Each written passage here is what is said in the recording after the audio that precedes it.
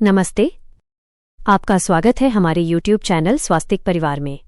यहाँ हम लेकर आते हैं हिंदू धर्म से जुड़ी जानकारियाँ, व्रत त्योहारों की कथाएं और पूजा पाठ की विधियाँ। तो भक्तों, आज के इस वीडियो में हम सुनेंगे सोम प्रदोष व्रत की कथा। तो चलिए शुरू करते हैं। हरे कृष्ण, जय भोलेनाथ। आज है कार्तिक मास के शुक्ल पक्ष की त्रयोदशी तिथि और आज है सोम प्रदोष व्रत। आज त्रयोदशी तिथि सुबह 5:08 से प्रारंभ होकर अगले दिन सुबह 2:05 पर समाप्त होगी। इसलिए 3 नवंबर सोमवार को ही केवल सोम प्रदोष व्रत रखा जाएगा और प्रदोष व्रत में प्रदोष काल में भोलेनाथ की मुख्य पूजा होती है। तो आज सूर्योदय का समय होगा सुबह 6:37 पर। सूर्यास्त का समय रहेगा शाम 5:43 पर।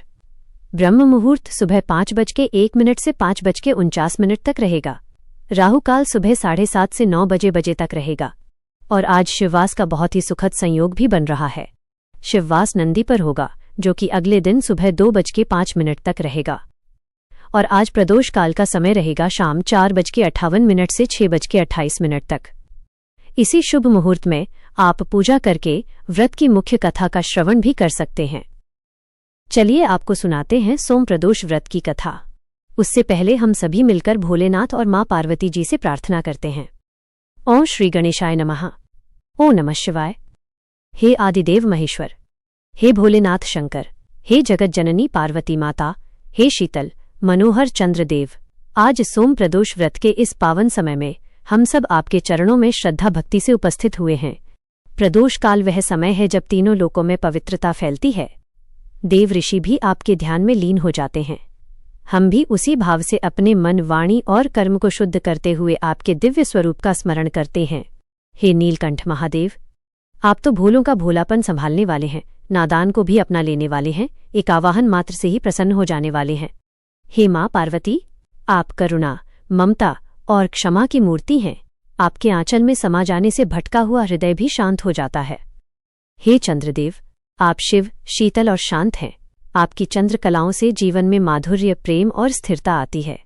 हे देवाधिदेव महादेव, हे मां जगदम्बे, हे चंद्रदेव, यदि आज के इस व्रत में, पूजन में, ध्यान, जप, नियम या संकल्प में, कथा श्रवण में हमसे कोई भी त्रुटि, किसी भी प्रकार का दोष, भूल चूक, अशुद्धि हो गई हो तो कृपा करके उसे क्षमा करें। हमारा उद्देश्य सदैव पवित्र रहा है। हमारा मन आपका ही रहा है। हमसे हुई त्रुटियां हमारे मानवीय स्वभाव के कारण हैं, न कि किसी अनादर की भावना से। हे भोलेनाथ, आपका नाम लेने मात्र से ही समस्त पाप भस्म हो जाते हैं, तो हमारी भूलें भी निश्चित ही आपकी कृपा से क्षमा हो जाएंगी। हमारे जीवन से दुख, रोग, भय, ऋण, अपमान और समस्त बाधाएं दूर हों। हमारे घर में सुख, शांति, स्वास्थ्य, सौभाग्य और समृद्धि का वास हो। हमारे हृदय में भक्ति का दीप निरंतर प्रकाशित रहे। हम सभी आपको बारंबार प्रणाम करते हैं। अब सुनते हैं सोम प्रदोष व्रत की कथा। पौराणिक कथा के अनुसार एक बार एक नगर में एक ब्राह्मणी रहा करती थी। उसके पति का स्वर्गवास हो गया था। अब उसका सहारा उसका इकलौता पुत्र ही था, जिसके साथ वो सुबह से ही भिक्षा मांगने के लिए निकल पड़ती थी। इस तरह दिन भर भिक्षा में मिले हुए अन्न से ही वो अपना और अपने पुत्र का पेट पालती थी। एक दिन घर वापस आते समय ब्राह्मणी को एक बालक घायल अवस्था में मिला। ब्राह्मणी को उस पर दया आ गई और उसे वो अपने घर ले आई। वह लड़का विदर्भ देश का राजकुमार था। शत्रु सैनिकों ने उसके राज्य पर आक्रमण कर लिया था और उसके पिता को बंदी बनाकर उसके राज्य पर अधिकार कर लिया था। इसलिए वो बालक मारा मारा फिर रहा था। राजकुमार अब ब्राह्मणी और उसके पुत्र के साथ उनके घर में ही रहने लगा और उसके पुत्र की तरह ही पलने और बढ़ने लगा। एक दिन वो ब्राह्मणी अपने पुत्र के साथ राजकुमार को लेकर भिक्षा मांगने के लिए गई हुई थी। वहीं पर अंशुमती नाम की एक गंधर्व कन्या ने राजकुमार को देखा और उस पर मोहित हो गई। अगले दिन वो अपने माता पिता को राजकुमार से मिलवाने के लिए लेकर आई और कुछ ही दिनों के बाद अंशुमती के माता पिता को भगवान शंकर ने स्वप्न में आदेश दिया कि राजकुमार और अंशुमती का विवाह कर दिया जाए। उन्होंने वैसा ही किया। वो विधवा ब्राह्मणी भगवान शिव की परम भक्त थी और सारे प्रदोष व्रत रखा करती थी। उनके प्रदोष व्रत का ही प्रभाव था कि राजकुमार ने गंधर्वराज की सेना की सहायता से विदर्भ देश से शत्रुओं को भगा दिया और अपने पिता का खोया हुआ राज्य पुनः प्राप्त कर लिया और सुखपूर्वक जीवन बिताने लगा। राजकुमार ने ब्राह्मणी के पुत्र को अपना मंत्री बना लिया। ब्राह्मणी के प्रदोष व्रत के कारण भगवान शंकर की कृपा से जैसे राजकुमार और ब्राह्मणी पुत्र के दिन सुधर गए, वैसे ही भगवान शंकर अपने हर भक्तों पर कृपा बनाए रखते हैं और सबके दिन संवारते हैं।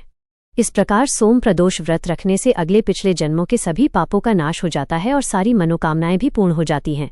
निरोगी काया की प्राप्ति होती है। पौराणिक मान्यताओं के अनुसार चंद्रदेव को पाप के कारण क्षय रोग हो गया था। इस पाप के निवारण हेतु उन्होंने भगवान शिव की पूजा अर्चना की और सोम प्रदोष व्रत रखकर प्रदोष काल में भगवान शिव का पूजन अर्चन किया। अब सुनिए सोमवार के दिन सुनी जाने वाली भगवान शिव की कथा। एक बार किसी नगर में एक साहूकार था। उसके घर में धन की कोई कमी नहीं थी, लेकिन कोई संतान न होने के कारण वो बड़ा दुखी था। संतान प्राप्ति के लिए वह हर सोमवार को व्रत रखता था और पूरी श्रद्धा के साथ शिव मंदिर जाकर भगवान शिव और माता पार्वती की पूजा किया करता था। उसकी भक्ति देखकर एक दिन माँ पार्वती प्रसन्न होकर भगवान शिव से साहूकार की मनोकामना पूर्ण करने का निवेदन करती हैं। पार्वती जी के आग्रह पर भगवान शिव ने कहा, हे देवी, इस संसार में हर प्राणी को उसके कर्मों का फल मिलता है और जिसके भाग्य में जो हो उसे भोगना ही पड़ता है। लेकिन पार्वती जी ने साहूकार की भक्ति देखकर उसकी मनोकामना पूर्ण करने की इच्छा व्यक्त की। माता पार्वती के आग्रह पर भगवान शिव ने साहूकार को पुत्र प्राप्ति का वरदान तो दिया, लेकिन उन्होंने बताया कि यह बालक केवल 12 वर्षों तक ही जीवित रहेगा। माता पार्वती और भगवान शिव के इस संवाद को साहूकार सुन रहा था, इसलिए उसे न तो इस बात की खुशी हुई और न ही कोई दुख, बल्कि वो पहले की तरह ही शिवजी की पूजा करता रहा। कुछ समय के बाद साहूकार की पत्नी ने एक पुत्र को जन्म दिया। जब वो बालक 11 वर्ष का हुआ तो उसे पढ़ने के लिए काशी भेज दिया गया। साहूकार ने पुत्र के मामा को बुलाकर उसे बहुत सारा धन देते हुए कहा कि तुम इस बालक को काशी विद्या पढ़ने के लिए लेकर जाओ।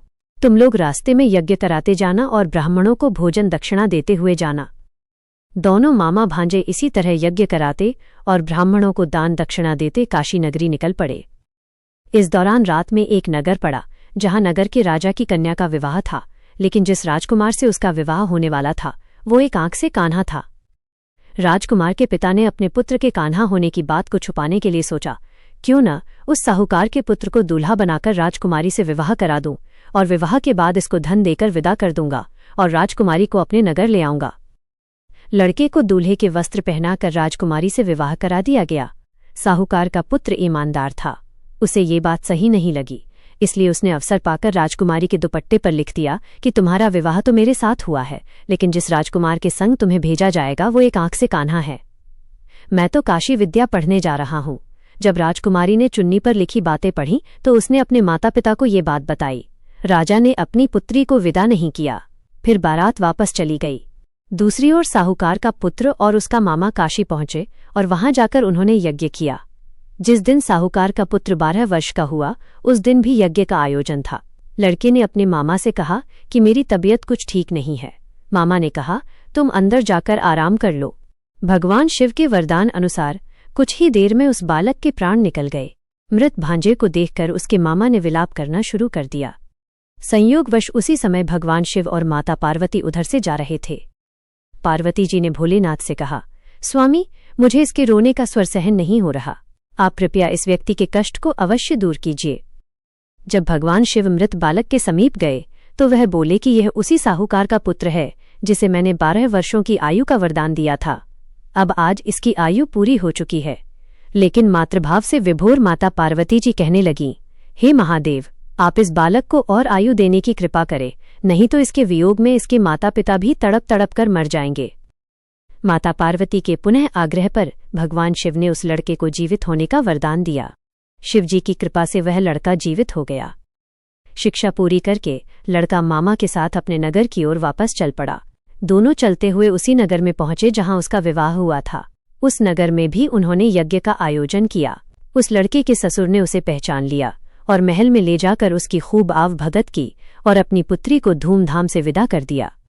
इधर साहूकार और उसकी पत्नी भूखे प्यासे रहकर अपने बेटे की प्रतीक्षा कर रहे थे।